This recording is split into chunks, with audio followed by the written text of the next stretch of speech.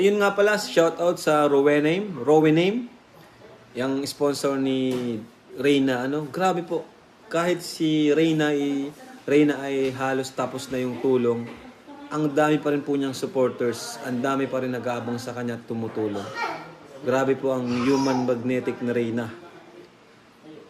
Talagang walang makakatalo, Hi, what's up mga Karina? For today's video, pag-uusapan natin ang mga literal na talaga namang gustong mag-ampon kay Reyna sa ibang bansa.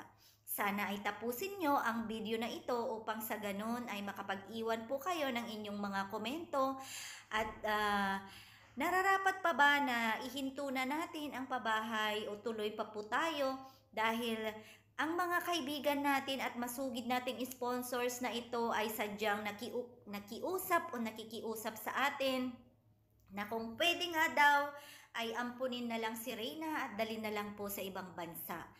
So, ano po ang masasabi natin? Sana po ay makapag-comment kayo. Ayan.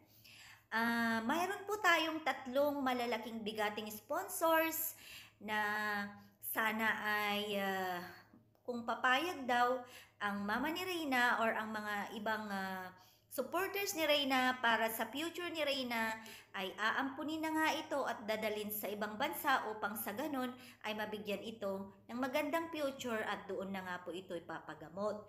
So isa po dito ay all the way from Japan, mga kasisi ko.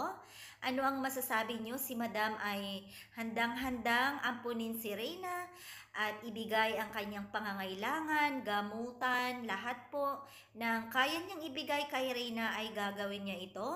Ayan, gagawin niya itong ayon pa sa kanya ay gagawin niya itong model o basta mga kasisi ko, ang dami po niyang plano kay Reyna. So, maganda ba na ipaampon si Reyna sa Japan, mga kasisi ko? Ayan. Pangalawa ay ang ating masugid na sponsor from Australia. Ano ang masasabi niyo mga kasisi ko? At willing din po siyang bisahan si Reyna upang sa ganun ay mabigyan ng magandang kinabukasan. At ayon nga sa kanya ay gagampanan niya ang tungkulin niya kung maaampon man niya si Reyna.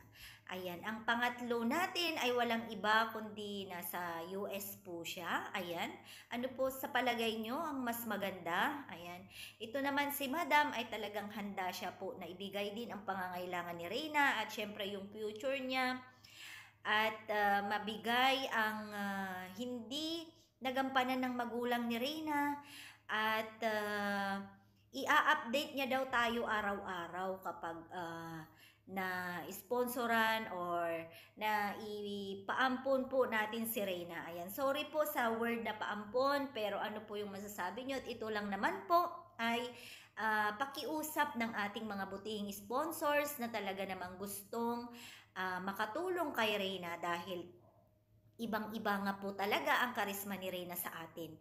So, para sa akin mga kasisi ko bilang napamahal na tayo kay Reyna at napakarami natin nagmamahal sa kanya, so makabubuti siguro na ituloy po natin ang pabahay. Hindi po mai-stop ang pabahay dahil una sa lahat ay napakarami po nating nagmamahal kay Reyna.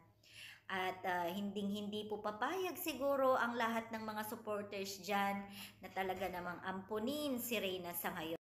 Papayagan po siguro natin na makapamasyal si Reyna sa ibang bansa sa pamamagitan ng mga sponsors na ito upang magbakasyon lamang. Kaya mga Kareyna, mga kasisi ko dyan, tuloy-tuloy po ang kampanya ng pabahay. Ayan, sa lahat po ng gustong tumulong at gustong magbigay ng kanilang tulong para sa pabahay kay Reyna. Ayan, ito lang po yung ating GCash. At sana ay ma-like, share, and subscribe na rin po natin ang ating munting channel at sana kaisa po kayo sa kampanyang ito.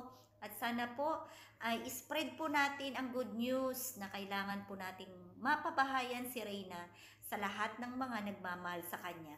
Kaya good luck po sa ating lahat sa gustong mapabahayan si Reyna.